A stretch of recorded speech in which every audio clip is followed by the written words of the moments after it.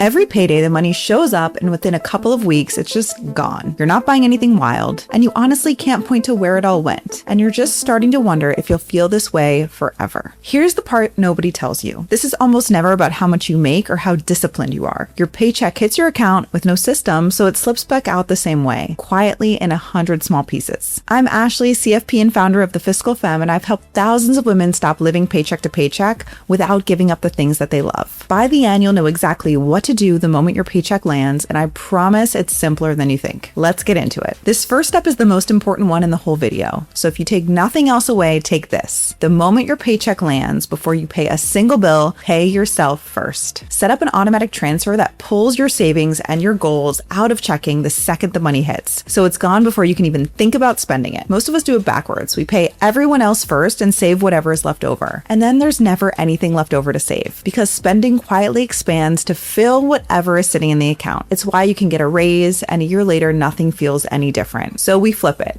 You don't save what's left over after spending, you spend what's left after saving. Set that transfer to run on payday on its own and you never have to feel it or make the decision again. Same paycheck, completely different decade. To set it up so it sticks, you need a little bit of a plan first, so let me show you the rest. Most budgeting advice treats this like a discipline problem. Spend less, try harder, cut out the lattes, but for most of us, living paycheck to paycheck is an awareness problem, not a discipline one. The spending has slowly gone unconscious and you can't change what you can't see. So in my 30-day money cleanse, week one is simple. You write down every dollar you spend. No judgment, no shame, and you haven't cut a thing yet. You just watch. That one act starts shifting your behavior before you've given up anything at all. It's the difference between white knuckling a diet and turning the lights on in a room you've been stumbling around in. Women who do the money cleanse save over $950 in that first month on average, and they're not forcing it. They simply stop spending on autopilot. Quick thing before you keep going. If you're not even sure where your money's leaking or what to fix first, I made you a free wealth building blueprint quiz that shows you your single best next move in about 2 minutes. It's completely free, links right below. Okay, back to it. Once you can see your money, you split it. And you might be waiting for me to say 50, 30, 20 here. I'm not a 50, 30, 20 person. Those formulas assume everyone has the same life and the same cost of living, and a woman in Manhattan and a woman in Tulsa do not. Your values matter too. Someone who lives for travel might happily spend less on her apartment, while another wants to pour more into her home. Same paycheck, totally different split, and both can be right.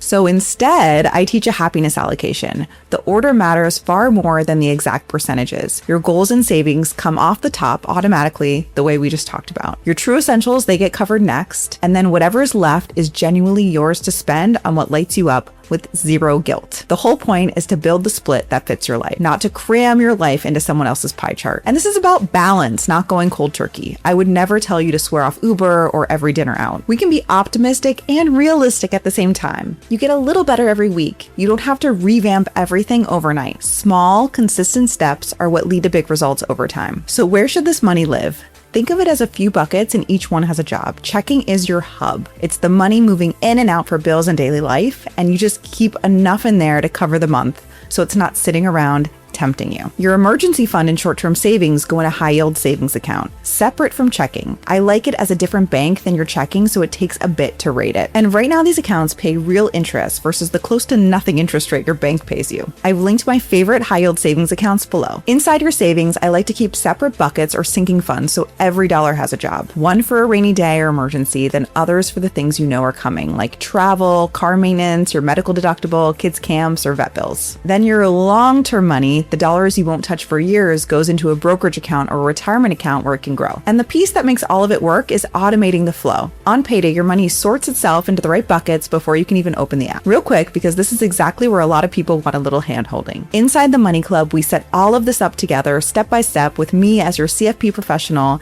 and a whole community right alongside you. It's $39 a month, and the average member puts an extra $10,000 a year toward her goals. Links below. Okay, the last two pieces. Here's why most budgets die by week 2. They run on willpower, and willpower is a terrible long-term plan. It's the financial version of a crash diet. You grit your teeth until week 2, and then you throw up your hands. So the 30-day money cleanse swaps willpower for two things that never get tired: awareness and automation. The money journal makes your spending conscious, so the stuff that isn't serving you falls away on its own once you can actually see it. Then you automate everything that matters: your savings, your investing, your bills, so the right things happen whether you're motivated that week or not. The other half of this is great. nice. It does not have to be perfect. The biggest difference I see in women who succeed is a growth mindset. They make a mistake, they learn from it, and they keep going because they know their money skills aren't set in stone. They can improve with practice. That is the opposite of saying, I'm just bad with money and giving up. So the mantra is, done is better than perfect, because perfectionism is what makes people quit. You're not betting on being disciplined every single day. You're building a system that's disciplined for you.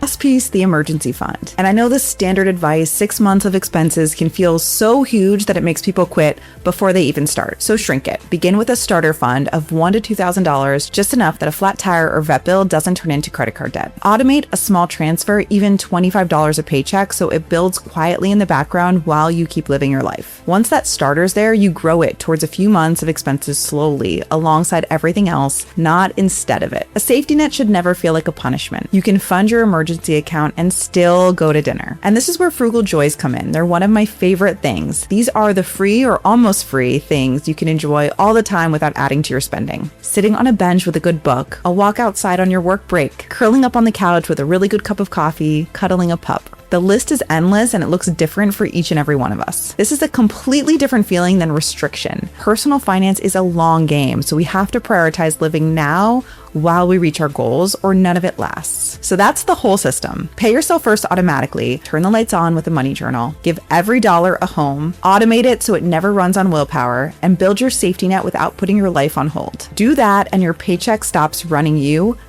start running it. If you want your personalized next step, take the free wealth building blueprint quiz link below. And if you want to set all of this up with me and my community, cheering you on, come join us inside the Money Club. You've got this. And now that your paycheck has a plan, the natural next move is putting that money to work. So if you want to see exactly how I'd start investing from scratch, watch this one next. And I'll see you over there.